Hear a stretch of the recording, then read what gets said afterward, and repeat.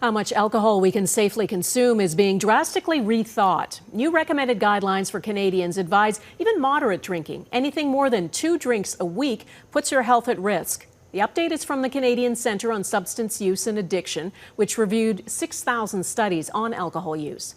It defines a standard drink as 12 ounces of beer, 5 ounces of wine, or 1.5 ounces of spirits. According to the report, consuming no alcohol has significant benefits to health and sleep. 3 to 6 drinks per week puts you at moderate risk of developing 7 types of cancer, including colon and breast cancer. And more than 7 alcoholic drinks a week puts you at increasingly high risk of heart disease and stroke. Mike Drolet on the new thinking about the risks of drinking. Whether it's at a bar, a sporting event, or party, alcohol isn't merely prevalent. It's celebrated in society today. A decade ago, the medical community put a number on what moderation looks like. No more than 15 drinks per week for men, 10 for women. But now, after a review of 6,000 medical studies, the new recommended guideline is no more than 2 drinks.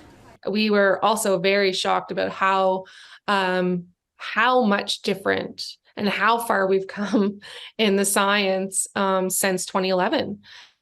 And, frankly, we're like, wow, like how are we going to get people to drink 2 drinks a week? How indeed? The Canadian Centre on Substance Use and Addiction wants warning labels placed on bottles, informing consumers of the increased risks for cancer, heart disease, and stroke. So after 7 drinks, the risk is exponential. So it increases at a much faster rate than it does at the moderate level. France has had labels on its bottles since 1991. Yet a recent study found that they were too small and lacked information. In short, they were ineffective.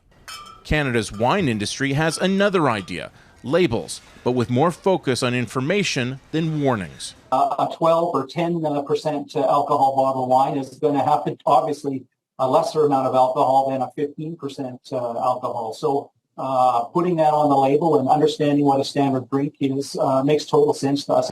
Now, the recommendations are just that, recommendations, which Health Canada is in the process of reviewing. In the meantime, from a long-term medical point of view, the news isn't all grim.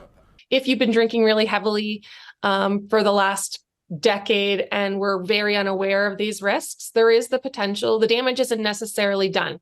It's a dramatic shift from previous reports. Will Canadians listen? Mike Drolet, Global News, Toronto.